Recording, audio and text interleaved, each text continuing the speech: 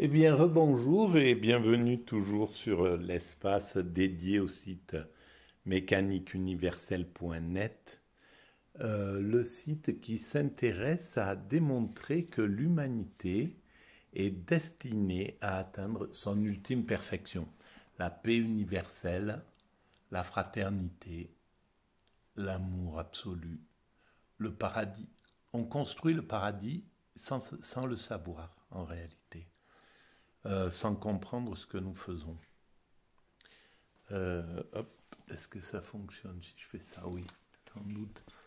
Et donc, alors, voilà, on a fait cette petite vidéo sur Nietzsche par-delà le bien et le mal en partant, en prenant comme prétexte ce texte. Mais en fait, c'est juste un prétexte. Hein. Je n'utilise pas ça. C'est des livres que j'ai chinés, voilà, euh, au hasard de mes rencontres, sur dans des trucs de vente, d'occasion, etc. Voilà. Il y a un peu de tout. Et donc, ben là, on va, pour essayer de démontrer, alors que l'humanité évolue vers son ultime perfection, on va prendre celui-ci, le suivant. Lucrèce de la nature. Voilà. Alors, en plus, c'est des livres qui sont qui ont euh, qui ont c'est un livre. Souvent, c'est aussi la comme je les lis pas, je les picore de temps en temps, je regarde un petit peu comme ça, mais c'est plus une compulsion, un désir comme ça d'acheter des livres. Et il y a des livres qui m'attiraient. Cette série, là, par exemple, je ne sais pas pourquoi, j'aime beaucoup ces ouvrages. Voilà. Alors, eh ben, on va ouvrir n'importe où, hein, ce bouquin, et puis on va lire quelques petites choses qui viennent. Allez, n'importe où ici, par exemple. Voilà. Alors, qu'est-ce qu'on va lire? Ces petits encarts là. Pourquoi la Terre peut demeurer immobile et suspendue dans l'atmosphère? Ben déjà, il se posait ces questions. Voilà, un philosophe, à mon sens, un philosophe qui se pose pas la question de de du pourquoi nous sommes euh, qu'est-ce qui qu'est-ce qui constitue cet univers, comment qu'est-ce qui tient ces planètes ensemble, qu'est-ce qui a fait cet univers, qu'est-ce qui est enfin si cette question là, qu'est-ce qu'il y avait avant l'origine de l'univers, ce que les scientifiques sont en train de chercher, évidemment on ne peut pas avoir encore de réponse pour cette, euh, pour cette question particulière.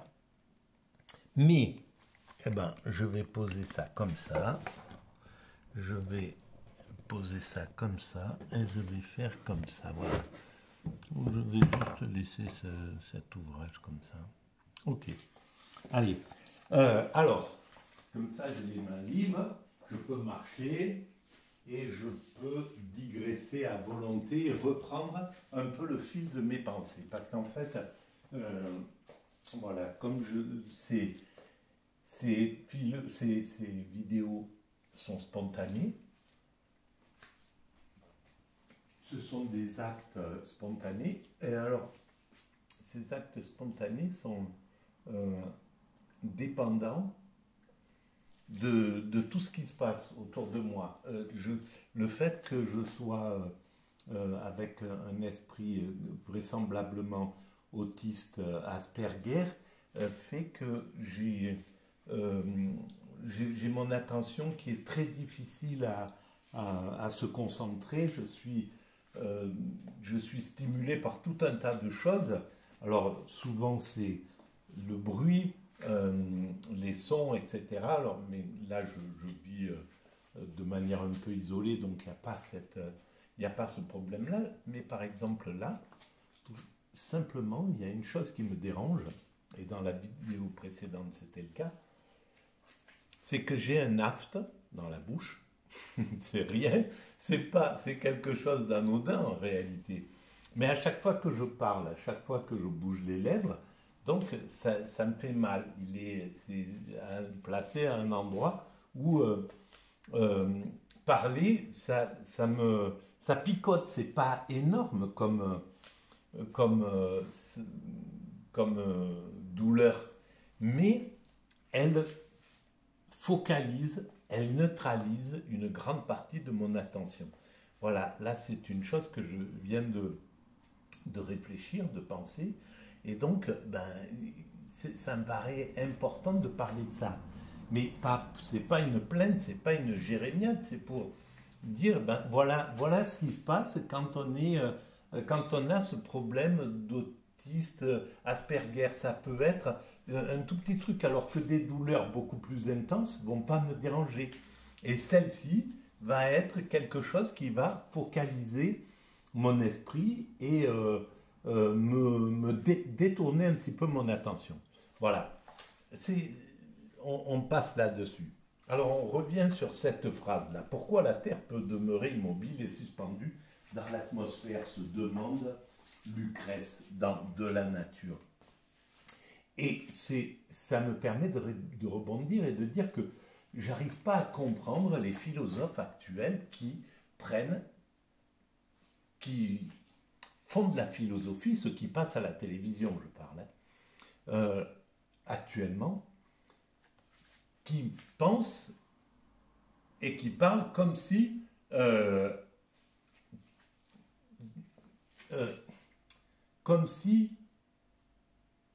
il n'y avait que ce qu'on voyait,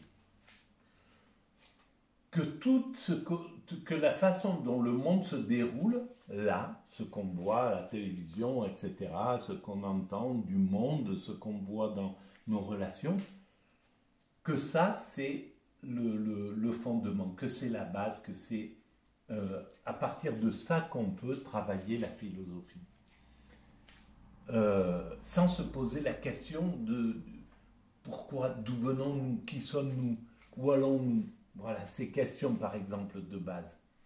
Donc rester dans quelque chose, dans ce monde que les philosophes anciens appelaient vulgaire, mais c'était pas vulgaire, c'est pas vulgaire au sens que nous disons maintenant, mais le monde ordinaire en définitive. Et philosopher à partir de ça, quoi. Sans se poser, sans vraiment élever sa quête à pourquoi nous sommes là, qu'est-ce que nous faisons dans ce monde, quel est le sens de notre présence dans un tel monde, etc. Voilà, et donc je trouve que Lucrèce, c'était bien ce qu'il dit.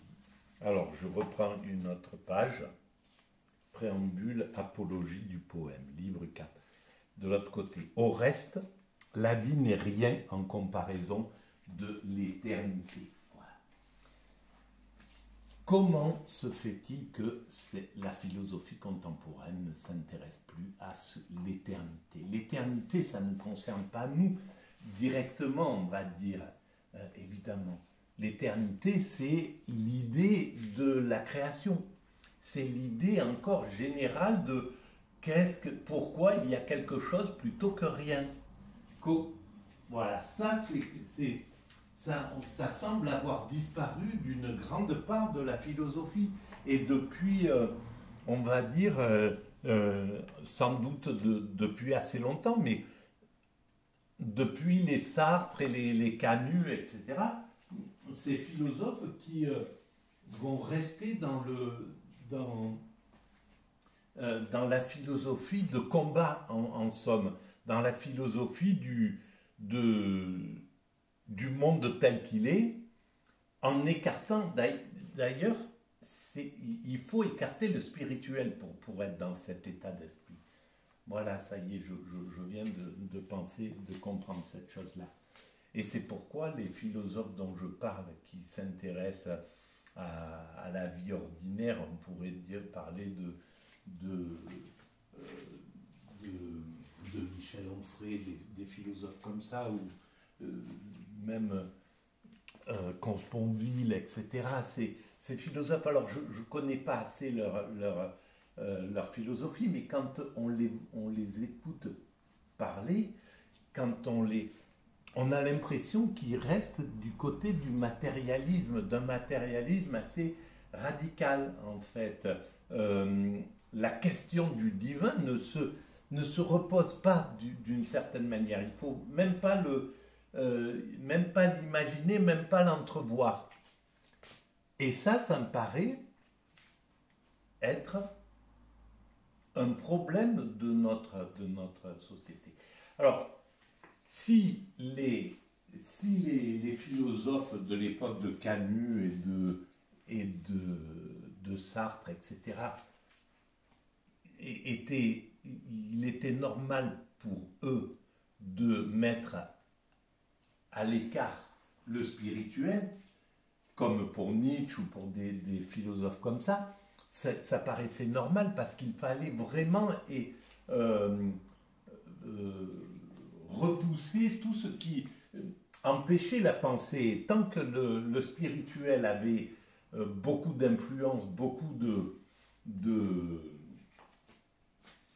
d'autorité sur la pensée ordinaire, c'était normal de le bâcher, entre guillemets, de l'écarter pour qu'il laisse tranquille la recherche, la pensée, etc.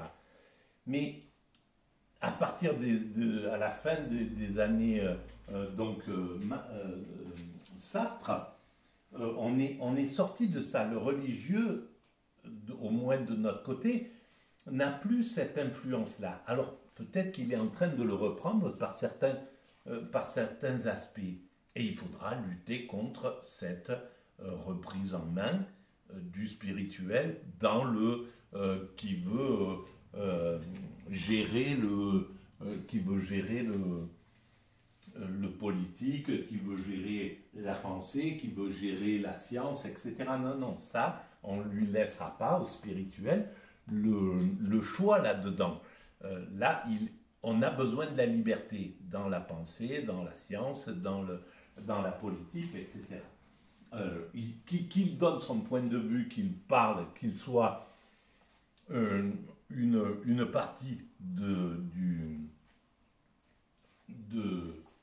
la pensée, c'est tout à fait normal, mais qu'il n'ait pas une influence trop importante. Pas plus qu'il est normal que l'oligarchie ait l'importance qu'on lui donne dans l'évolution. Là, l'oligarchie a trop de place par rapport au peuple, par exemple. On est en démocratie, le peuple doit avoir plus de place que l'oligarchie. C'est tout simple.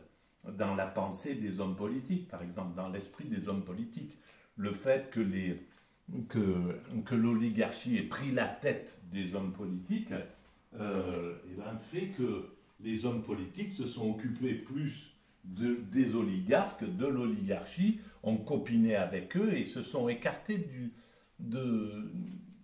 peuple, en somme. Voilà, alors ça, c'est des mécanismes qui se font de façon spontanée. Il n'y a rien de calculé, il n'y a pas de désir,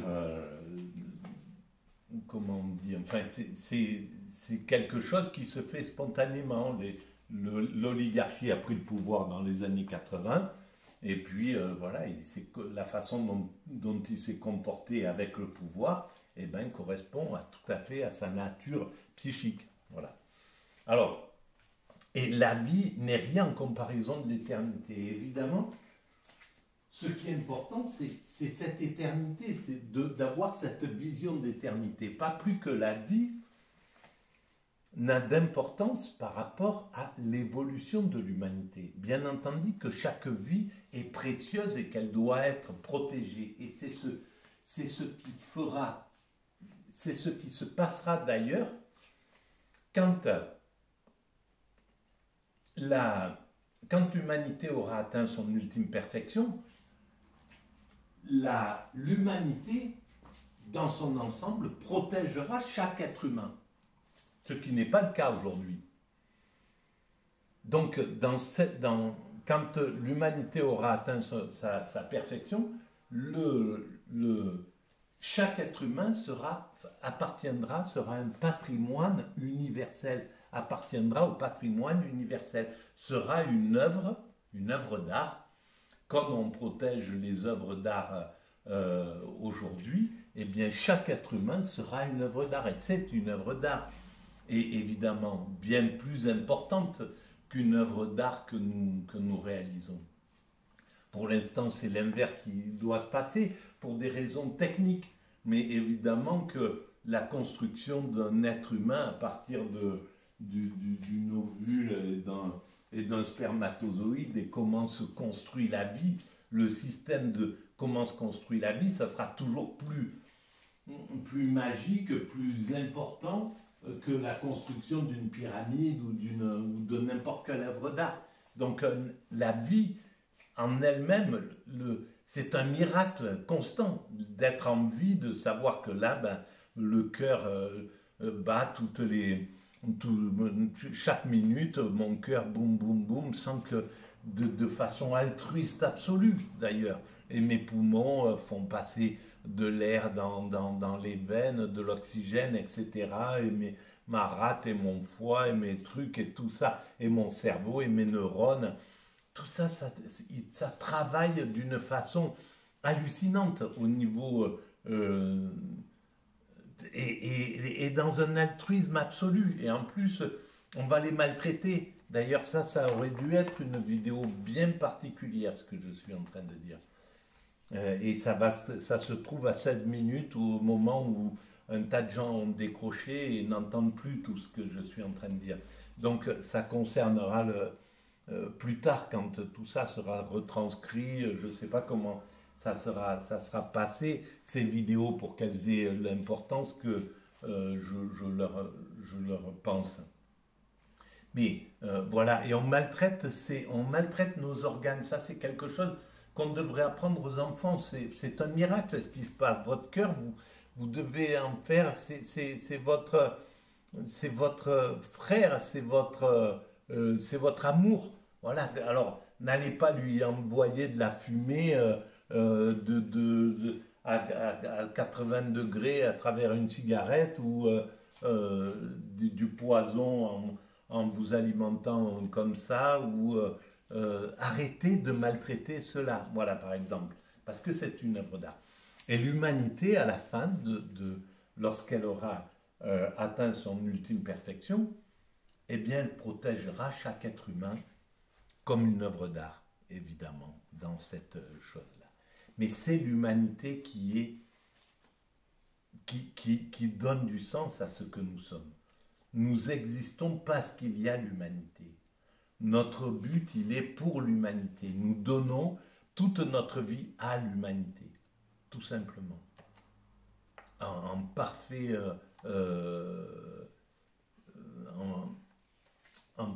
altruiste, en fait. Voilà. Voilà alors ce qu'écrit les châtiments infernaux ne sont que des légendes ou des symboles. Je pense la même chose, évidemment. Les châtiments, c'est pas le diable, il est sur terre, il n'est pas, et c'est pas le diable, c'est autre chose. Mais voilà, ici c'est très important qu'on ait cru et là on doit remercier le religieux d'avoir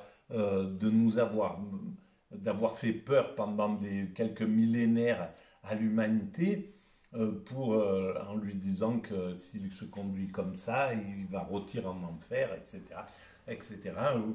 Bon, ben voilà, tout ça c'était très très important pour canaliser les pulsions humaines. Et ils ont canalisé les pulsions humaines. Ils ont réussi à domestiquer l'homme pour l'amener jusqu'à ce qu'il est aujourd'hui. On était bien pire à l'époque des Romains, à l'époque des Grecs, etc., etc. C'était bien pire. La souffrance, la perversité, la torture infligée, l'indifférence vis-à-vis de la souffrance humaine, etc. Enfin, c'est l'oppression de l'humain sur l'humain. C'était 1000 fois plus important que tout ce qu'on a connu, et même au XXe siècle. À côté, c'est rien par rapport à ce... Enfin, c'est rien, c'est énorme, mais c'est rien par rapport à ces millénaires d'organisation et de douleurs infligées par les hommes sur leurs semblables. Donc c'est là où se situe l'enfer en réalité. C'est nous et c'est nous qui devons nous affranchir de cet enfer. C'est nous qui devons nous soigner nos pathologies pour que nous ne soyons plus un loup pour l'homme, pour que nous ne soyons plus un danger pour l'homme, pour que nous ayons atteint cet état d'amour absolu. Voilà. Bon, eh bien, on va arrêter là pour cette petite vidéo de Lucrèce chez Tel Quel, avec en sous-main Promenade dans Rome de Stendhal. Voilà. Merci de votre écoute et puis à très bientôt.